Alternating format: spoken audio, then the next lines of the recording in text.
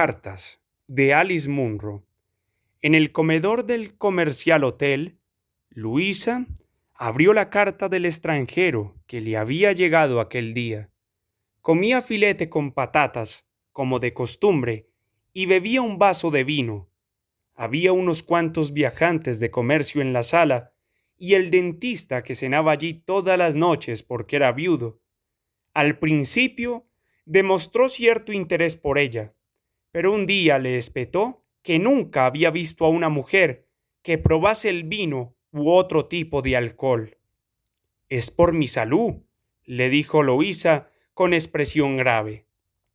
Cambiaban los manteles blancos todas las semanas y mientras tanto los protegían con tapetes de hule. En invierno el comedor olía a tapetes restregados con una bayeta, al humo del carbón del horno y a salsa de ternera, patatas secas y cebollas, un olor no desagradable para quien entrase del frío de fuera con hambre. En cada mesa había una salvilla con el frasco de la mostaza, el de la salsa de tomate y el tazón de rábanos picantes. La carta iba dirigida a la bibliotecaria, Biblioteca Pública de Cartiers, Cartiers, Ontario. Llevaba fecha de 6 semanas antes, el 14 de enero de 1917. Quizá le sorprenda tener noticias de una persona que no conoce y que no se acuerda de cómo se llama. Espero que siga siendo la misma bibliotecaria, aunque ha pasado tanto tiempo que a lo mejor se ha marchado. Lo que me ha traído aquí al hospital no es demasiado grave. Cosas peores veo a mi alrededor y aparto el pensamiento de todo esto, imaginándome cosas y, por ejemplo, pensando si todavía estará usted ahí en la biblioteca. Si es usted la que digo, es de mediana estatura o quizá no exactamente, con el pelo castaño claro. Llegó usted unos meses antes de que yo me fuese al ejército, cuando murió la señorita Tamblyn, que llevaba allí desde que empecé a ir yo, a los 9 o 10 años. En su época, los libros estaban un poco manga por hombro y se jugaba uno la vida si le pedía la mínima ayuda, porque era una verdadera fiera. Así cuando vino usted, menudo cambio, porque lo puso todo en secciones de literatura y de ensayo y viajes e historia y ordenaba las revistas y las sacaba nada más llegar en lugar de dejarlas cubrirse de polvo y de moho. Yo se lo agradecí mucho, pero no sabía cómo decírselo. Además, pensaba que por qué habría ido usted allí, siendo una persona culta. Me llamo Yad Aned y mi tarjeta está en el cajón. El último libro que saqué era muy bueno, La humanidad en formación, de H.G. Wells. Llegué hasta el segundo año del instituto y después entré en Doubt como tantos otros. No me alisté nada más cumplir los 18, o sea que no me puede considerar un héroe. Soy una persona a la que siempre le ha gustado tener sus propias ideas. La única familia que tengo en Cartiers y en cualquier otro sitio es mi padre, Patrick Annett. Trabaja para Doug, no en la fábrica sino en la casa, de jardinero. Es todavía más lobo solitario que yo y se va al campo a pescar en cuanto puede. A veces le escribo una carta, pero me extrañaría que la leyera. Después de cenar, Loísa subió al salón de señoras del segundo piso y se sentó a la mesa para escribir la respuesta. Me alegro mucho de saber que se dio cuenta de lo que hice en la biblioteca, aunque solo era la organización normal, nada especial. Supongo que le gustaría tener noticias del pueblo, pero no soy la persona más indicada por ser forastera. Hablo con la gente en la biblioteca y en el hotel.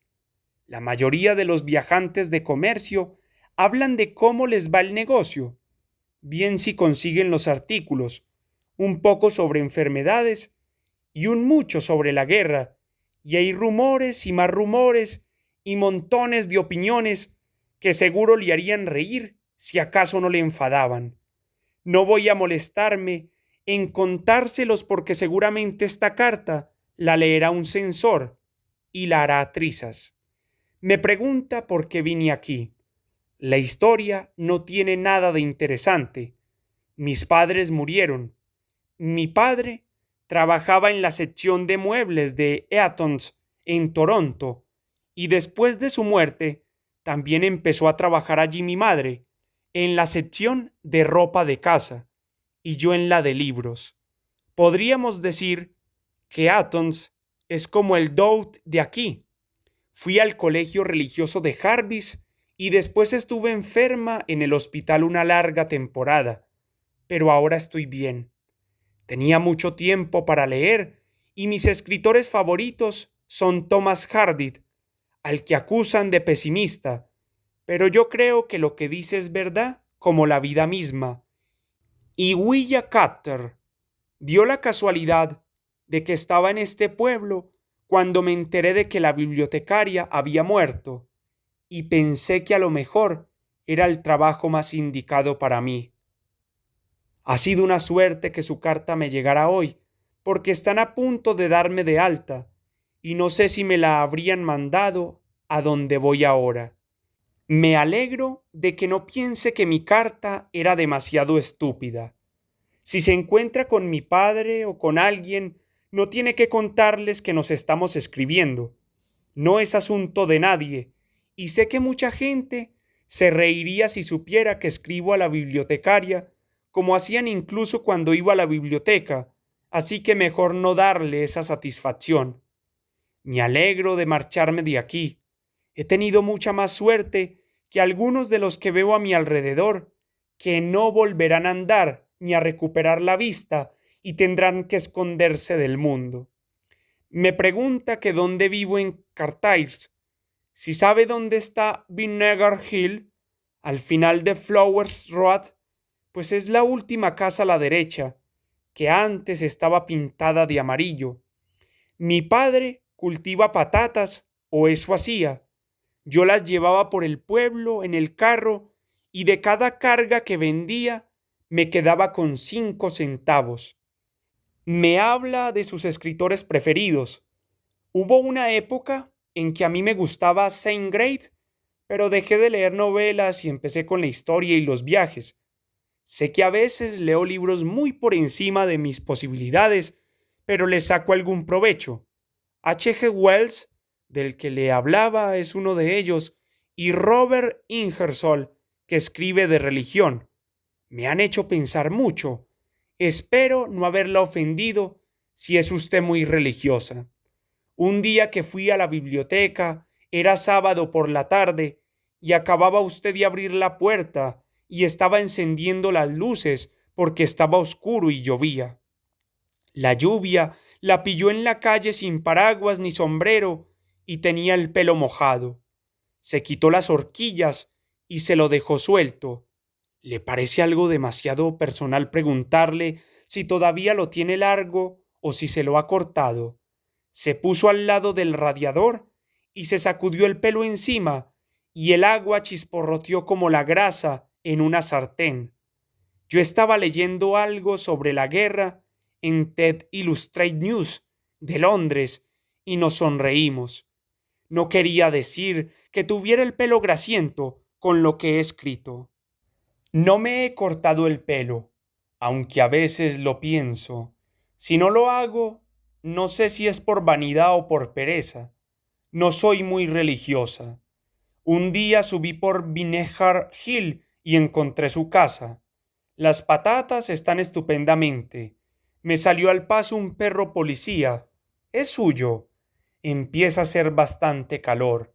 El río se ha desbordado, como supongo que pasa todas las primaveras.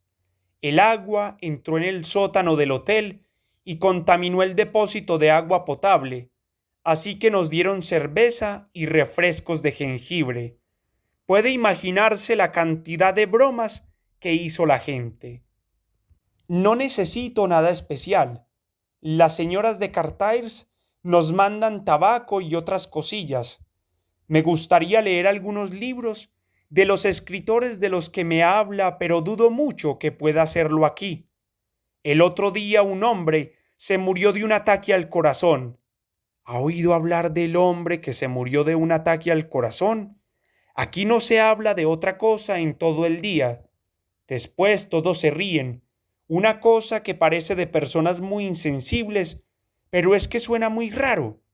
Ni siquiera hacía calor, así que no se puede decir que a lo mejor fue por el miedo. La verdad es que en ese momento estaba telegrafiando una carta, así que más me vale andarme con cuidado. Antes y después de lo que le pasó, han muerto otros hombres de un disparo o por una bomba, pero él se ha hecho famoso por el ataque al corazón. Todo el mundo dice que para eso no tenía que haber venido hasta aquí, ni el ejército haberse gastado tanto dinero. El verano ha sido tan seco que han regado las calles todos los días para intentar asentar un poco el polvo. Los niños iban detrás del camión cisterna bailando. Ha habido otra novedad en el pueblo, una carretilla con una campanita que vendía helados y que también les llamaba mucho la atención a los niños. La llevaba el hombre que tuvo el accidente en la fábrica. Supongo que sabe a quién me refiero, pero no recuerdo su nombre. Perdió un brazo hasta el codo. Mi habitación del hotel, como está en el tercer piso, era como un horno y muchas veces paseaba por la calle hasta pasada la medianoche, como muchas otras personas, que a veces salían en pijama. Parecía un sueño. Todavía quedaba un poco de agua en el río, suficiente para ir en barca, que es lo que hizo el sacerdote metodista un domingo de agosto. Rezó para que lloviera en una ceremonia pública, pero la barca tenía un agujerito. Empezó a entrar agua y a mojarle los pies, y al final la barca se hundió y él se quedó en mitad del río, que no le llegaba ni a la cintura. ¿Fue un accidente o alguien lo hizo a propósito? La gente decía que sus oraciones habían sido atendidas, pero justo al revés. Muchas veces paso junto a la casa de Dowd cuando voy a pasear. Su padre tiene el césped y los setos preciosos. Me gusta la casa, tan original y tan amplia, aunque a lo mejor ni siquiera ya hacía fresco, porque oí las voces de la madre y de la niña por la noche como si estuvieran en el jardín. Aunque le dije que no necesito nada, hay una cosa que sí me gustaría, una fotografía suya. Espero que no piense que me estoy excediendo. Quizá esté prometida o tenga un novio aquí al que está escribiendo al mismo tiempo que a mí. Usted no es una mujer corriente y no me extrañaría que le hubiese hablado un oficial, pero ahora que se lo he pedido, no voy a volverme atrás y puede usted pensar lo que quiera de mí. Luisa tenía 25 años y había estado enamorada en una ocasión de un médico que conoció en el sanatorio. Finalmente, su amor fue correspondido y le costó el puesto al médico. Luisa albergaba la amargura duda de si le habrían obligado a abandonar el sanatorio o si se marchó por propia voluntad, preocupado por el enredo. Estaba casado, tenía hijos. También entonces las cartas desempeñaron un papel importante. Tras su partida, continuaron escribiéndose, y también una o dos veces después de que a Luisa le dieran de alta. Después, ella le pidió que dejara de escribirle y así lo hizo, pero el no recibir sus cartas la empujó a irse de Toronto y a trabajar de viajante de comercio. A partir de entonces, solo sufría una decepción a la semana, cuando regresaba el viernes o el sábado por la noche. La última carta que ella le escribió fue firme y estoica, y cierta visión de sí misma como heroína de la tragedia del amor la acompañó por todo el país, mientras acarreaba las maletas con los modelos de muestra, escaleras arriba y abajo de los pequeños hoteles, y hablaba de los estilos de París y decía que sus sombreros eran fascinantes y bebía un solitario vaso de vino. Pero si hubiera tenido a alguien a quien contárselo, se hubiera reído solo de pensarlo. Hubiera dicho que el amor era una trampa, una ilusión, y eso era lo que creía. Pero ante la perspectiva seguía sintiendo un silenciamiento, una conmoción de los nervios, un doblegamiento del juicio, una absoluta postración. Se hizo una fotografía. Sabía cómo quería que fuese. Le hubiera gustado ponerse una sencilla blusa blanca, una blusa fruncida de campesina con el cordón abierto en el cuello. No tenía una prenda de tales características y en realidad solo la había visto en fotografía. Y también le hubiera gustado dejarse el pelo suelto, o si tenía que recogérselo, le hubiera gustado hacerse un moño rodeado de sartas de perlas. En lugar de eso, se puso su blusa de seda azul y se recogió el pelo como de costumbre. Pensó que en la fotografía parecía muy pálida, con los ojos hundidos. Tenía una expresión más severa y fatídica de lo que hubiera deseado. De todos modos, la envió. No estoy prometida ni tengo novio. Estuve enamorada una vez y tuvimos que romper. Me quedé muy triste en su momento, pero sabía que tenía que superarlo, y ahora creo que fue lo mejor que pudo pasar. Naturalmente, se devanó los sesos intentando acordarse de él. No recordaba haberse sacudido el pelo, como decía en la carta, ni haber sonreído a ningún joven mientras las gotas de lluvia caían sobre el radiador. Bien podría tratarse de un sueño. Quizá lo hubiera soñado todo. Empezó a seguir el desarrollo de la guerra con más detalle que antes. Ya no intentaba ser como si no existiera. Iba por la calle con la sensación de tener la cabeza llena de la misma información, preocupante y exaltante al tiempo que todos los demás, Saint-Quentin, Arras, Montdidier, Amiens y después la batalla del Somme donde no había habido otra batalla antes. Extendió sobre la mesa los mapas de la guerra que aparecían a doble página en las revistas. Vio las líneas de colores del avance alemán hasta el Marne, la primera incursión norteamericana en Chateau-Thierry. Miró los dibujos que representaban un caballo encabritado durante un ataque aéreo, unos soldados en África Oriental bebiendo en cocos y una fila de prisioneros alemanes con la cabeza o los miembros vendados y expresión desolada, taciturna. Había empezado a sentir lo que los demás, un temor y un recelo continuos y al mismo tiempo aquella exaltación adictiva. Podías apartar los ojos de tu vida del momento y notar cómo crujía el mundo tras las paredes. Me alegro de que no tengas novio, aunque sé que soy muy egoísta. No creo que volvamos a vernos nunca. No lo digo porque haya tenido un sueño sobre lo que va a pasar, o porque sea una persona pesimista que siempre piense lo peor. Es que me parece que es lo más probable, aunque no estoy obsesionado con ello, y día a día hago lo que puedo para continuar vivo. No quiero preocuparte ni darte lástima, sino solo explicarte que la idea de no volver a ver a Cartiers me hace pensar que puedo decir lo que quiera. Supongo que es como estar enfermo y con fiebre. Por eso digo que te quiero. Te imagino subida a un taburete de la biblioteca para alcanzar un libro, y entonces yo me acerco y te cojo por la cintura y te bajo, y tú te das la vuelta entre mis brazos como si lo tuviéramos todo preparado.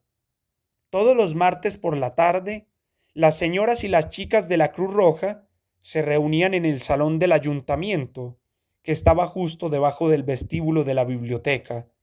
Cuando se quedaba vacía unos momentos, Luisa bajaba y entraba en la habitación llena de mujeres. Había decidido tejer una bufanda. En el sanatorio había aprendido a tejer con el punto más sencillo, pero no a echar los puntos ni a rematar, o se le había olvidado. Las mujeres mayores estaban muy atareadas cerrando cajas o cortando y doblando vendas de grueso algodón extendido sobre las mesas, pero muchas chicas tomaban té y bollos junto a la puerta. Una de ellas tenía sujeta una madeja de lana entre los brazos, mientras otra la devanaba. Luisa les preguntó lo que quería saber. Entonces, ¿qué quieres tejer? Dijo una de las chicas, todavía con un trozo de bollo en la boca. Luisa dijo, una bufanda, para un soldado. Ah, entonces tienes que usar la lana reglamentaria, dijo otra, más cortésmente, y saltó de la mesa. Volvió con una bola de lana marrón, sacó un par de agujas de su bolsa y le dijo a Luisa que podía quedarse con ellas. Voy a empezártela, añadió.